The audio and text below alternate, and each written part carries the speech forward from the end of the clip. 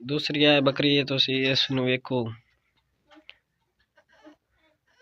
अस्सलाम वालेकुम दोस्तों, क्या हाल है? ठीक हो दोस्तों? अज दी असी वीडियो बनानी है भी बकरी दी सेहत ते डिपेंड करता है ओहदे बच्चे दी ओहदी ब्रीड दी।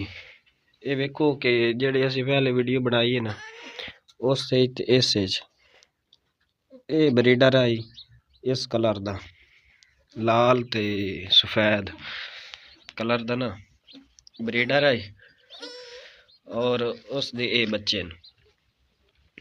बच्चा माशाल्लाह एक्टिव है, हेल्दी है और सेहतमंद है और अच्छी ब्रीड दा। ते ये भी फीमेल है ते इहदे नाल दी एक होर फीमेल आई वो बहुत ही कमज़ोर है जिहदी वजह तो ना वो खड़ी नहीं हो सकी ते वो एक्सपायर हो गई। ये बकरी चेक करो, ये सेहत चेक करो। ये आर्डर का भी है मसला है, हवाने दे विच ना सोजिश वगैरह है। तेन मैं खोल के विखा देना।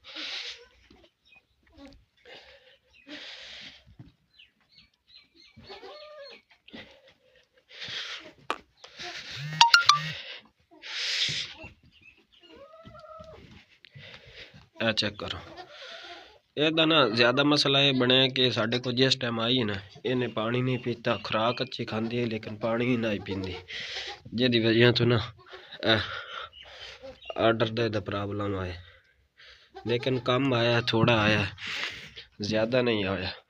असी ये ना बर वक्त इलाज शुरू रखे, इतने एक तो नॉर्मल हो ही जाता है, ये हूँ एक दो दिन ठीक कर जासी। इसने भी 2 बच्चे डिलीवर किए हूँ, वो बच्चे भी वेख सकते हो तुसी। ते ये बच्चा तकरीबन अज 4 दिन का होया, वो 1 दिन दे होन।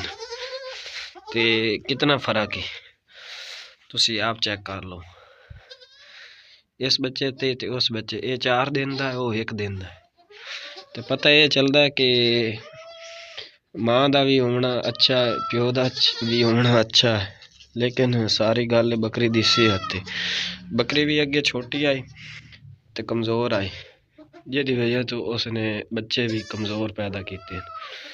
ते जोड़ा भी दोस्त बिरा साडा शौक करदा है ना वो सब तो पहले इन्हां दे ते तवज्जो देवे कि इन्हां दी खुराक ते और इन्हां दे ते, ताकि इन्हां दी सेहत जिहड़ी ना वो बरकरार रहे।